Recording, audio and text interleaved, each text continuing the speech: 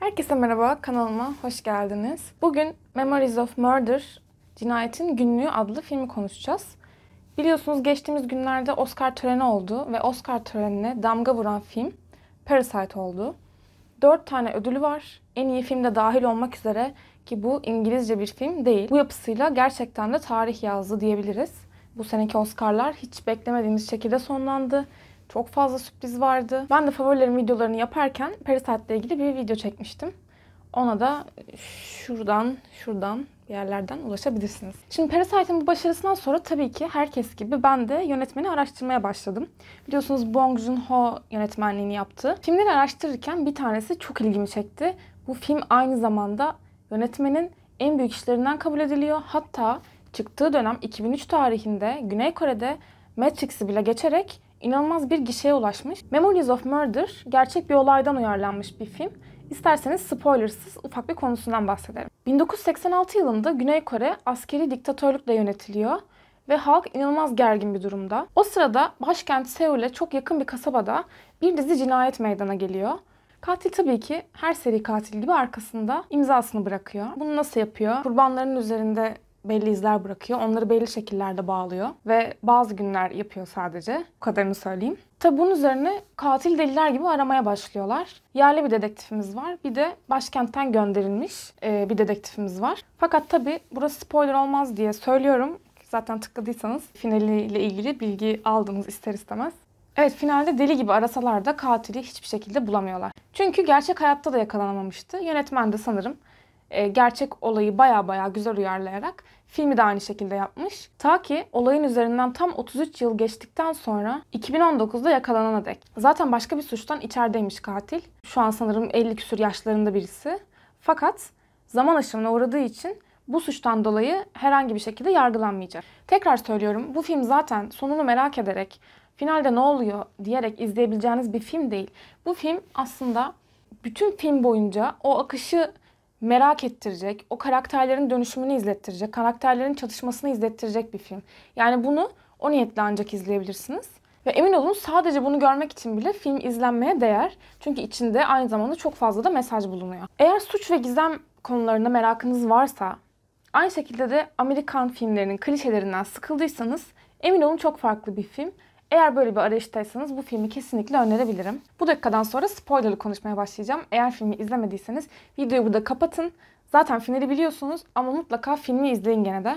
Şimdi az önce dediğim gibi bu film gerçekten içinde çok fazla mesaj barındırıyor. Benim anladığım kadarıyla yönetmen bir hikaye götürürken bir yandan da alttan sürekli mesaj vermeye çalışıyor. Ve bunu hikayenin içine o kadar güzel yediriyor ki hiçbir şekilde rahatsız olmuyorsunuz. Hatta özellikle kendi memleketi olan Güney Kore ile ilgili çok fazla eleştiri bulabilirsiniz. Biliyorsunuz Parasite'da zengin ve fakir ayrımını öne çıkarmaya çalışırken bu filmde 1986 yılının Kore'sini bütün çıplaklığıyla önümüze sermiş. Aynı zamanda ülkenin kaosunu, ülkenin düzensizliğini çok güzel anlatmış ki buna en büyük örneklerden biri benim de çok etkilendiğim bir sahne gerçekten. Kurban işte yerde yatıyor. Polisler incelemeye gittikleri zaman normalde hep şeydir ya, burayı boşaltın sadece polisler ve dedektifler kalsın diyebiliriz. Olay yeri öyle bir şeydir çünkü. Ama burada resmen insanlar izlemeye geliyorlar ve etrafta o ölü bedenin çevresinde çocuklar koşturuyor. Yani o kaos daha güzel bir şekilde verilemezdi. Etkilendiğim ikinci sahne, biliyorsunuz bir tane işkenceci dedektif vardı. Sağ ayağına bir bez bağlıyordu. Şüphelendiği adamlara uçan tekmeler atıyordu ve iz çıkmasın diye o bezi oraya bağlıyordu.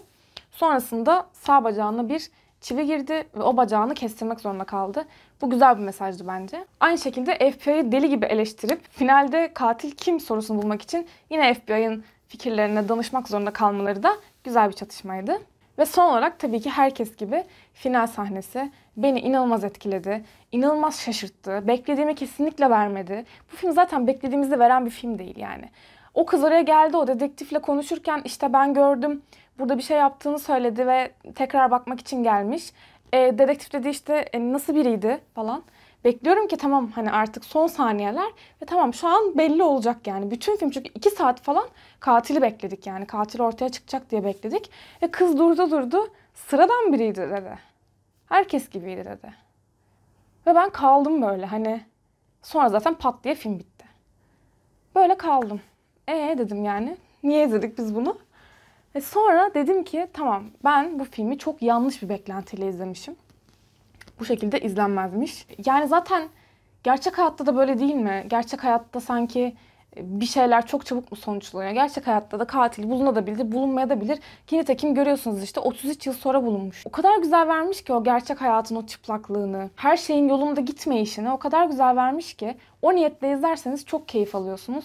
Ama klişe dolu işte her şeyin süper gittiği, işte ayakkabı izinden bilmem neredeki lekeden falan filandan katili bulup tak işte enseleyip hadi bakalım sorguya çekiyoruz falan tarzı bir şey beklemeyin yani. Böyle bir şey bekliyorsanız hiç keyif almayacaksınız, onu söyleyeyim. Açıkçası ben Güney Kore sineması ile ilgili pek fazla bilgiye sahip değildim. Ama yönetmenin 2 filminden sonra mutlaka araştıracağım.